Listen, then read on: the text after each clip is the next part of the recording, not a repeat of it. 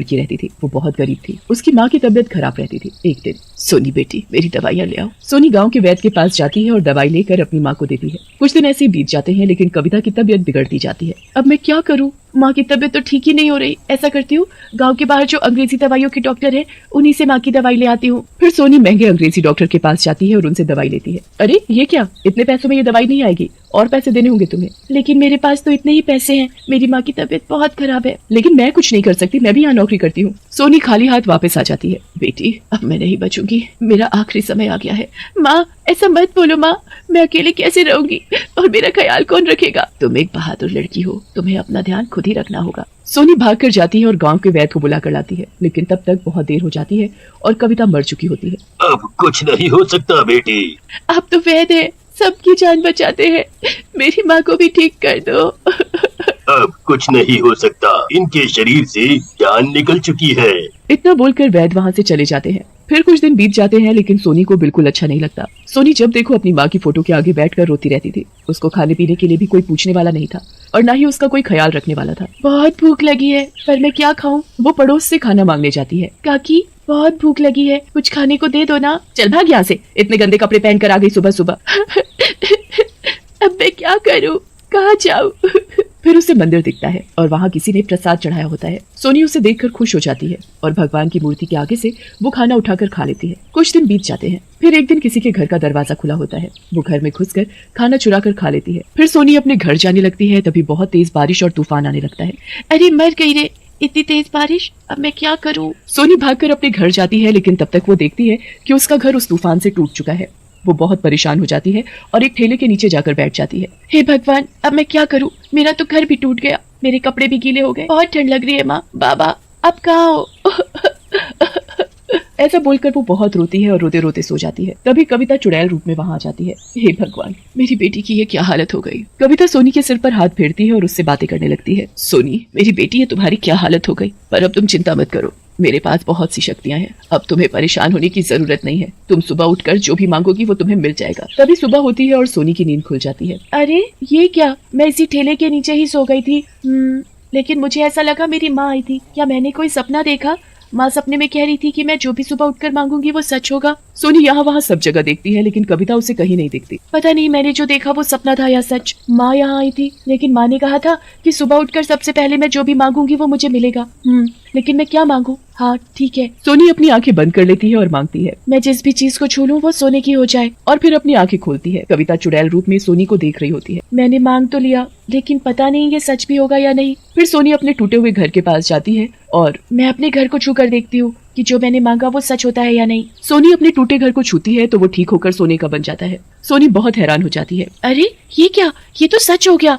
मतलब मैंने जो देखा वो सपना नहीं सच था। फिर सोनी अपने घर के अंदर जाती है और सब चीजों को छू कर सोने का बना देती है। पूरे गांव में एक सोनी का ही घर था जो दूर दूर तक चमक रहा था। गांव वालों की भीड़ लग गई। अरे दैया रे दैया, देखो तो जरा ये सोनी का घर कैसे सोने जैसा चमक रहा है। क्या ये असली सोने का है? देखो जी, मुझे भी ऐसा ही घर चाहिए। अरे पागल हो गई है क्या, कुछ भी बके जा रही है। ये असली सोने का घर है मूर्ख कहीं की। अरे मुझे लुटवाएगी का? मुझे चाहिए, नहीं तो मैं मायके चली जाऊंगी। हाँ तो चली जा, मैं खुद को बेच दूंगा ना, तब भी तेरा ये सपना पूरा ना हो पाएगा। चुप रह पागल औरत। तभी वहाँ सरपंच जी आते हैं। अरे सोनी बेटी, ये क्या है? ये सब सोने का कैसे हो गया? सरपंच जी, ये सब मेरी माँ की वजह से हुआ है।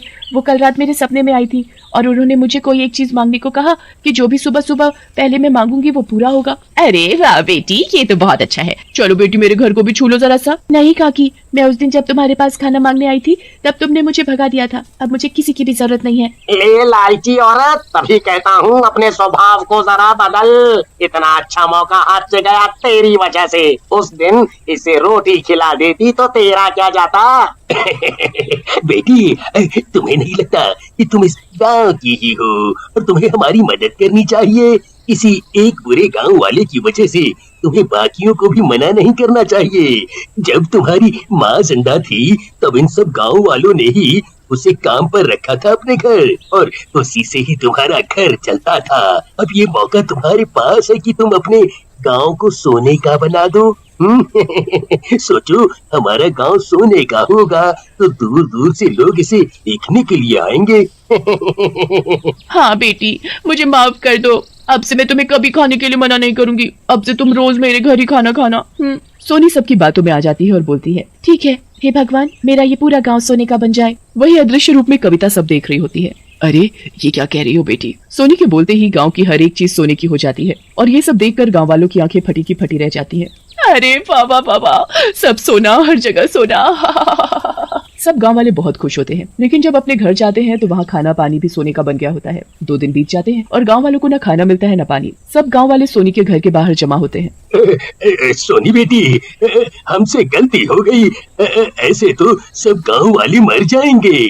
सरपंच जी, मैं तो छोटी थी, जैसा आपने मुझे कहा मैंने किया, लेकिन अब मैं क्या करूं? मैंने भी 2 दिन से कुछ खाया पिया नहीं। ये तो बहुत बुरा हुआ। माँ, अब मैं क्या करूं? ऐसा बोलकर सोनी रोने लगती है। तभी वहाँ चुड़ैल आ जाती है। चुड़ैल को देखकर सब लोग बहुत डर जाते हैं। अरे सोनी बेटी, ये क्या किया? अरे मर गई रे। ये खुशी के वक्त पे चुड़ैल कहाँ से आ गई यहाँ? अरे पागल लालची औरत, खुशी का पल नहीं है ये। सब कुछ सोने का मतलब समझती है। खाना और पानी भी सोने का। सोना खाएगी क्या? ऊपर से ये चुड़ैल कहाँ से आ गई हमारे गांव में? माँ तुम आ गई? सोनी चुड़ैल के गले से लग जाती है। माँ, मतलब तुमने ही मुझे ये इच्छा शक्ति दी थी? वो सपना सच था? हाँ बेटी, पर वो शक्ति मैंने तुम्हें तुम्हारी भलाई के लिए दी थी और जरूरतमंद लोगों की मदद के लिए दी थी। तुम्हें खाना, शिक्षा, प्यार और बुद्धि, ऐसा कुछ मांगना चाहिए था, लेकिन तुमने मांगा तो क्या सोना? गांव वालों की बातों में आकर देखो क्या किया। सोना चाहे कितना भी हो, तुम उसे खाओगी कैसे? खाने का काम तो खाना और पानी ही करेंगे। गांव में अब एक बूंद भी पानी नहीं है। माँ, मुझसे गलती हो गई, लेकिन अब मैं क्या करूँ? ऐसे तो सब लोग मर जाएंगे। हैं? ये तो अनर्थ ही हो गया। ये सब हमारी गलती की वजह से हुआ है। अब हम क्या खाएंगे, क्या पिएंगे? इस लालच की वजह से अब हम सब मरेंगे। कविता बेटी, हमें माफ कर दो, हमें माफ कर दो। अपने कर्मों का फल यही भोगना पड़ता है। तुम सबने मेरी बेटी को खाना नहीं दिया था, इसीलिए शायद भगवान ने तुम्हें भी ये 2 दिन दिखाए कि जब भूखा रहना पड़ता है तो कैसा लगता है। माँ, मुझे माफ कर दो। कोई बात नहीं बेटी, मैंने तुम्हें इच्छा शक्ति का वरदान तुम्हारी भलाई के लिए दिया था, लेकिन अब तुम समझ चुकी हो कि तुम्हें वरदान में क्या मांगना चाहिए था। हाँ माँ, और मुझे बस 2 वक्त का खाना और खुशियाँ चाहिए थी। कविता बेटी, हमें माफ कर दो। अब से तुम्हारी बेटी इस पूरे गांव की बेटी है।